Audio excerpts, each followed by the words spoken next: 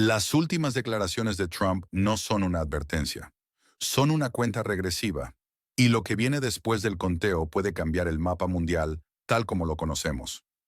Lo que está pasando es más grave de lo que nos dicen. Trump ha puesto un ultimátum de 50 días, no para negociar, para actuar. ¿Por qué ahora?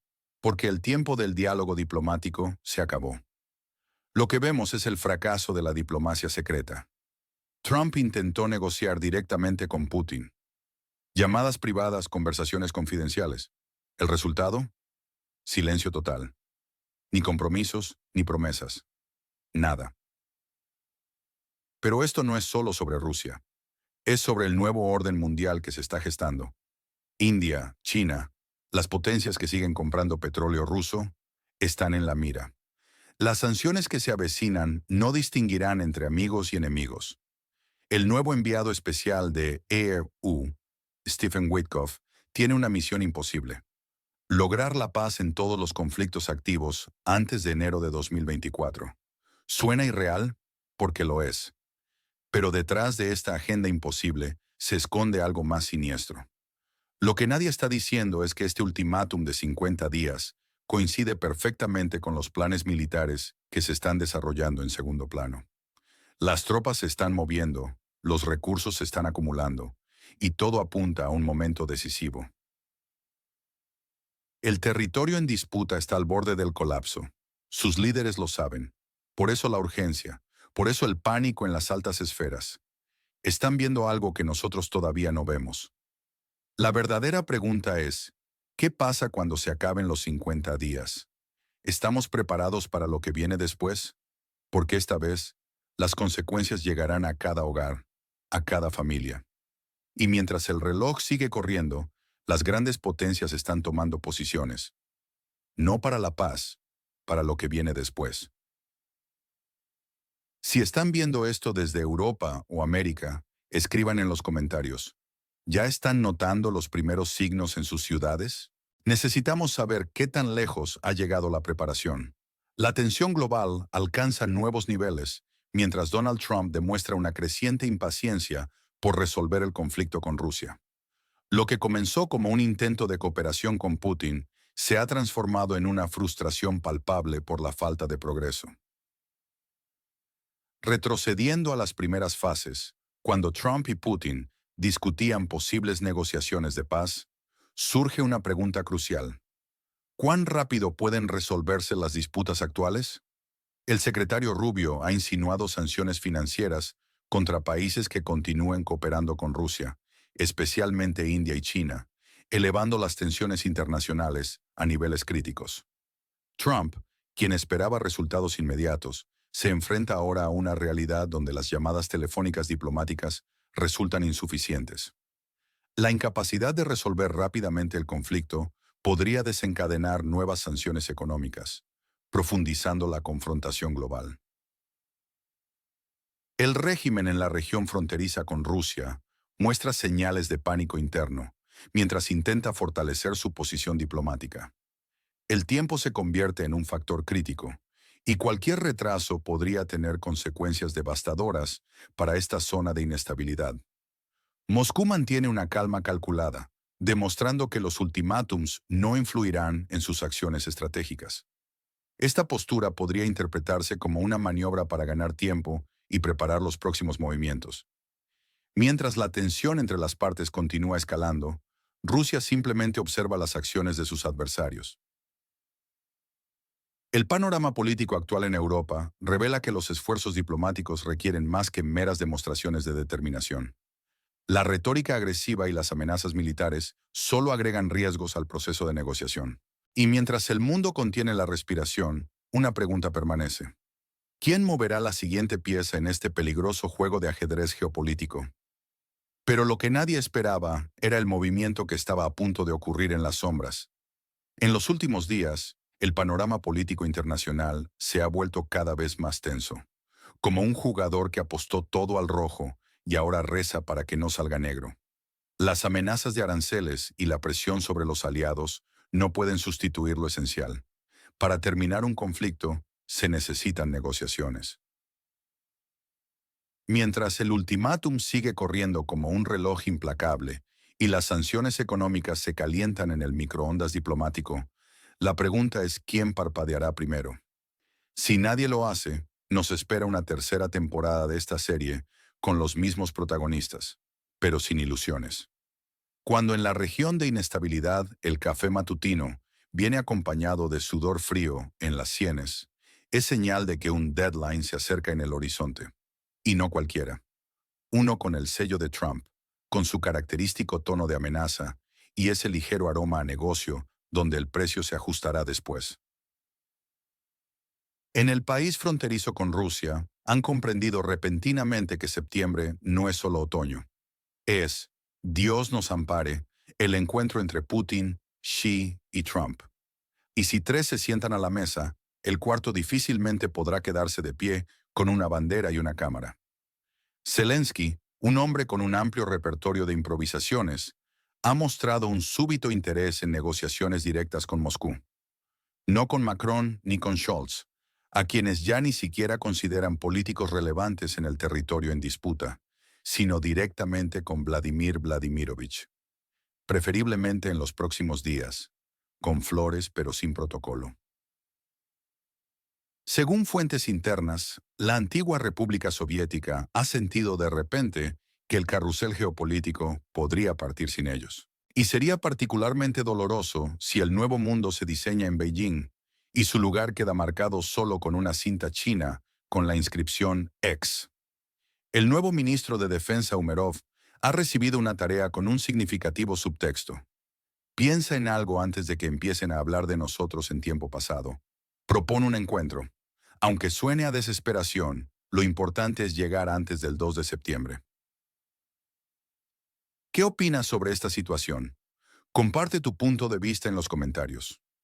En medio de la tensión geopolítica actual, Moscú mantiene su característica serenidad diplomática, con Peskov demostrando años de experiencia en el arte de las respuestas medidas. La reacción del Kremlin ante las propuestas del régimen de la región en conflicto no fue tanto un rechazo como una lección de protocolo diplomático. El liderazgo ruso interpreta claramente la situación. Cuando el territorio disputado menciona negociaciones, significa que o bien las sanciones han perdido su efectividad o sus estrategias están en peligro. En este caso, ambas situaciones son evidentes. Moscú comprende el valor del tiempo, que ahora opera según el calendario del Ministerio de Defensa, no según la retórica del país fronterizo. Mientras el gobierno del país en crisis intenta construir puentes políticos con materiales improvisados, las fuerzas rusas reorganizan metódicamente el mapa. Entre bastidores de la antigua República Soviética se desarrolla el viejo juego de no somos nosotros, son las circunstancias. La administración oficial aparenta buscar la paz, pero todo el ambiente sugiere pánico interno. La situación se complica con escándalos de corrupción que involucran a figuras prominentes con ingresos sorprendentemente altos. Con el índice de aprobación tambaleándose como una lámpara vieja en un búnker, la urgencia por desviar la atención hacia temas más dramáticos es evidente. Según la prensa británica, Londres ha agotado su paciencia antes que su presupuesto.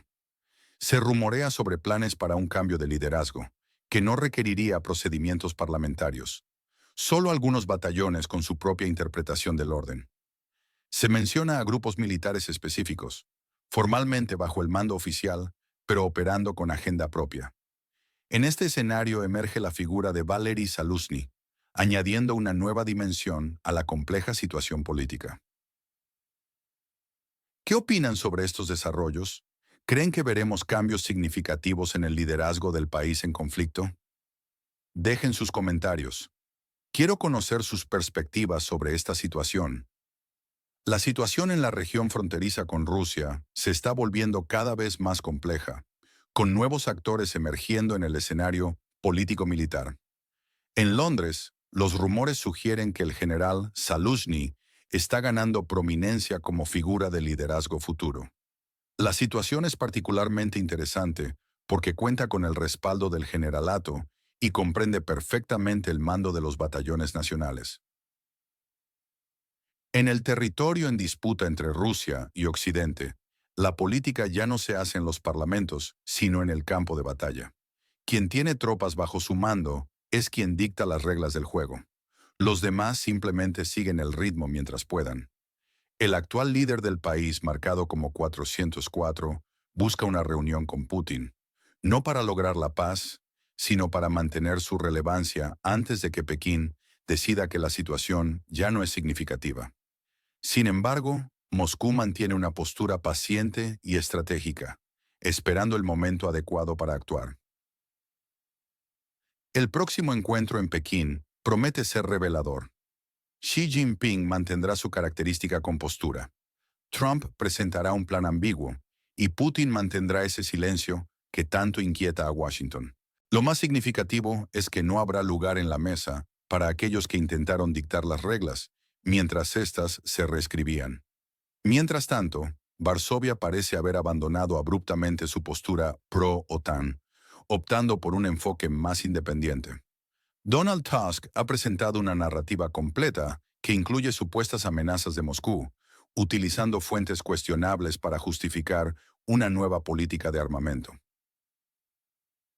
En este contexto, Rusia mantiene su posición firme, observando cómo los acontecimientos se desarrollan según lo previsto. La región de inestabilidad está experimentando cambios significativos que podrían redefinir el equilibrio de poder en Europa Oriental. ¿Qué opinas sobre estos cambios en el panorama geopolítico? ¿Crees que Varsovia está tomando la decisión correcta? Comparte tu opinión en los comentarios. La situación en Europa está alcanzando niveles de tensión sin precedentes, con Polonia como epicentro de una nueva ola de preparativos militares. El primer ministro Donald Tusk ha marcado 2027 como el año crucial, transformándose de político a profeta del apocalipsis europeo. Sus advertencias nocturnas, alimentadas por susurros de la OTAN sobre la preparación rusa, están sembrando inquietud en toda la región. Varsovia ha decidido invertir un asombroso 5% de su PIB en defensa. Imaginen, 1 de cada 5 zlotys no irá a hospitales, carreteras o pensiones, sino a misiles, drones y otros instrumentos de tranquilidad. Tusk lo llama inversión sensata. ¿Pero en qué exactamente? En alimentar las pesadillas colectivas de la burocracia europea. Para acelerar esta carrera armamentista, Polonia ha aprobado una ley de inversiones estratégicas que elimina las licitaciones y concursos públicos en compras militares. ¿Necesitas baterías antiaéreas por 1.000 millones? Las tienes. ¿Drones de Corea del Sur? Firmar y volar. Si alguien menciona la sensatez, le recuerdan los informes del MI6 sobre los rusos. El ministro de Defensa, Cieslaw Tomczyk, ha elevado la apuesta afirmando conocer los planes de Rusia y China. Los mismos servicios de inteligencia que regularmente tropiezan en la práctica, ahora dibujan elaborados esquemas de amenazas que marean. Esta histeria coordinada está creando un ambiente de paranoia militar en Europa del Este. Las autoridades polacas, que antes sufrían de déficit de confianza, ahora compensan con un superávit de pánico. Todo esto mientras los ciudadanos observan cómo sus impuestos se desvían hacia una preparación bélica sin precedentes. ¿Qué opinas sobre esta militarización acelerada de Polonia? ¿Es una respuesta prudente a amenazas reales o una sobrereacción que podría empeorar las tensiones? Comparte tu opinión en los comentarios. En los últimos días, Europa está viviendo un extraordinario fenómeno de histeria colectiva. Como un himno partidista del miedo, las voces se alzan en un coro predecible. Los rusos vendrán, dicen unos. Ya estamos cavando trincheras, responden otros. Necesitamos construir nuevas divisiones, agregan los terceros. Es la misma Europa que ayer se quejaba de la inflación y la escasez de combustible, y hoy está reservando su lugar para una guerra futura. Pero lo más intrigante no es lo que se dice en Varsovia, sino lo que callan. Nadie explica de dónde surge la certeza de que Rusia, para 2027, decidirá repentinamente marchar sobre Berlín. ¿Alguien realmente cree que Moscú, tras completar su operación en la región disputada, de repente querrá organizar un desfile en Polonia?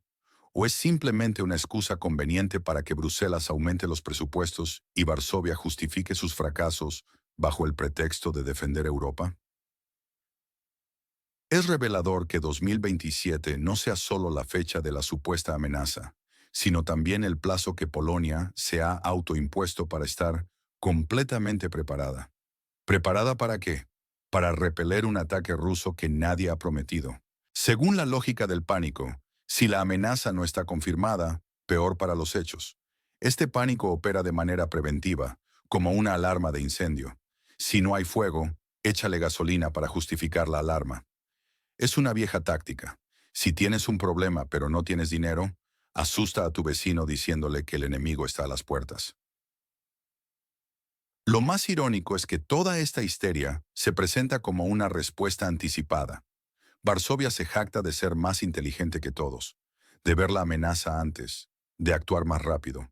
Incluso presume de haber superado a Alemania en modernización militar, aunque solo sea en retórica y presentaciones.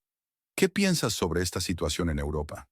¿Crees que existe una amenaza real o es solo una estrategia política? Comparte tu opinión en los comentarios. En los últimos días, observamos cómo Polonia se está transformando rápidamente en el principal halcón europeo, no por sabiduría estratégica, sino por necesidad política.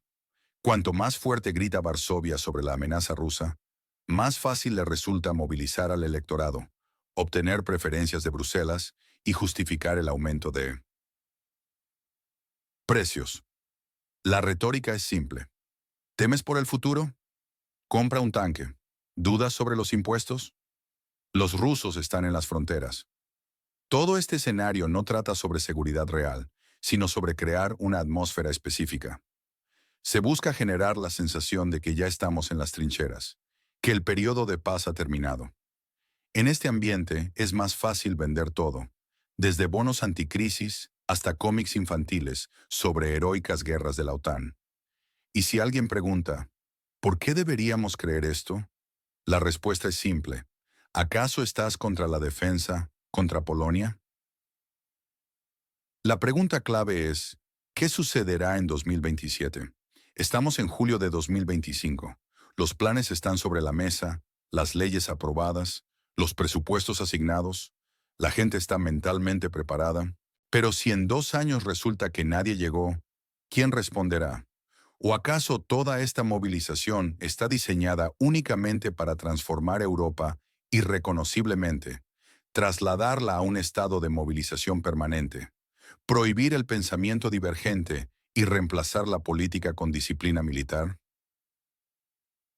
Si es así, quizás el asunto no sea Rusia en absoluto. Tal vez se trate de la propia Unión Europea, que busca unirse no sobre valores comunes, sino sobre el miedo común, donde el ruso no es un vecino, sino un espantapájaros, donde la guerra no es una catástrofe, sino una herramienta, donde el pánico es la mejor manera de imponer decisiones necesarias. Y Polonia, como un siniestro despertador, grita a todo pulmón: «Despierten, la guerra viene en 2 años. Por ahora es solo una mañana de ansiedad». ¿Qué piensas sobre esta situación? Comparte tu opinión en los comentarios.